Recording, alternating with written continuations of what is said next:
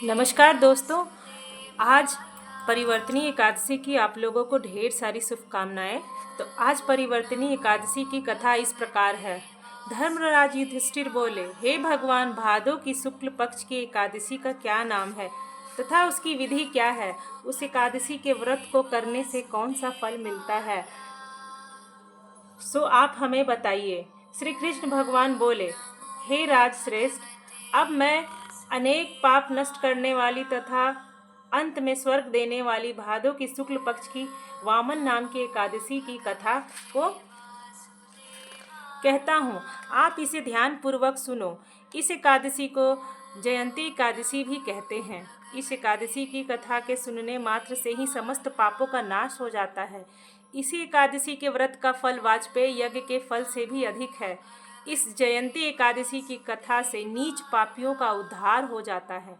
यदि कोई धर्मपरायण मनुष्य एकादशी के दिन मेरी पूजा करता है तो मैं उसको संसार की पूजा का फल देता हूँ। जो मनुष्य मेरी पूजा करता है उसे मेरे लोक की प्राप्ति होती है, इसमें किंचित मात्र भी संदेश नहीं है। जो मनुष्य एकादशी के दिन श्री वामन भगवान की पूजा करता है वह तीनों देवताओं अर्थात ब्रह्मा विष्णु महेश की पूजा करता है। जो मनुष्य इस एकादशी का व्रत करते हैं उन्हें इस संसार में कुछ भी करना शेष नहीं रहता। इस एकादशी के दिन श्री विष्णु भगवान करवट बदलते हैं, इसलिए इसे परिवर्तनी एकादशी कहते हैं। इस पर श्री युधिष्ठिर बोले, हे भगवान, आपके वचनों को सुनकर मुझे महान संदेह हो रहा है कि आप किस प्रकार सोते तथा करवट बदलते हैं।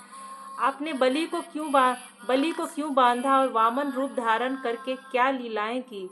चतुर्मास की व्रत की विधि क्या है तथा आपके शयन करने पर मनुष्य का क्या कर्तव्य है, सो सब विस्तार पूर्वक कहिए।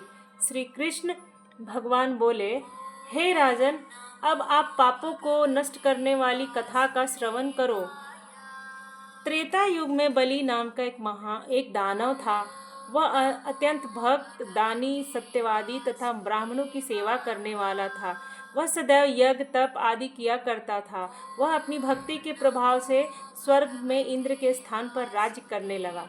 इंद्र तथा अन्य देवता इस बात को सहन न कर सके और भगवान के पास जाकर प्रार्थना करने लगे। अंत में भगवान ने वामन रूप धारण किया। मैंने भगवान तेजस्वी ब्राह्मण बालक के रूप में राजा बलि को जीता। इस पर राजा युधिष्ठिर बोले कि हे जनार्दन, आपने वामन रूप धारण करके उस बलि को किस प्रकार जीता, सो सब विस्तार पूर्वक समझाइए। श्री कृष्ण भगवान बोले कि हे राजन, मैंने वामन का रूप धारण करके राजा बलि से याचना की, हे राजन, तुम मुझे तीन पैर भूमि दे दो, इससे तुम्हारे लिए 3 लोक दान का फल प्राप्त होगा। राजा बलि ने इस छोटी सी याचना को स्वीकार कर लिया और भूमि देने को तैयार हो गए। तब मैंने अपने आकार को बढ़ाया और भूलोक में पैर, भुवन लोक में जंघा, स्वर्ग लोक में कमर, महलोक में पेट, जनलोक में हृदय, तप लोक में कंठ और सत्यलोक में मुख रखकर अपने सिर को ऊंचा उठा लिया। उस समय सूर्य, नक्षत्र, इंद्र तथा अन्य देवता मेरी स्तुति करने लगे। उस समय मैंने राजा बलि को पकड़ा और पूछा कि हे राजन, अब मैं तीसरा पैर कहाँ रखूं? इतना सुनकर राजा बलि ने अपना सिर नीचा कर लिया। उस सिर पर मैंने अपना तीसरा पैर रख दिया और वह भक्त दानव पाताल को चला गया। जब मैंने उसे अत्यंत विनीत पाया तो मैंने उससे कहा कि हे बलि, मैं सदैव तुम्हारे पास रहूंगा। भादों के शुक्ल पक्ष की परिवर्तनी नामक एकादशी के दिन तुम मेरी प्रतिमा राजा बलि के पास रहती है और एक क्षीर सागर में शेष नाग पर शयन करती है। इस एकादशी को विष्णु भगवान सोते हुए करवट बदलते हैं। इस दिन त्रिलोकी के नाथ श्री विष्णु भगवान की पूजा की जाती है।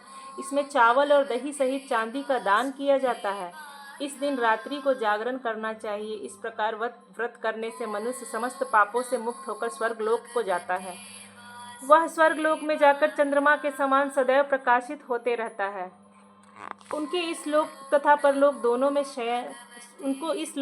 परलोक दोनों में यश मिलता है। जो इन पापों को नष्ट करने वाली कथा को सुनते हैं उन्हें अश्वमेध यज्ञ का फल मिलता है।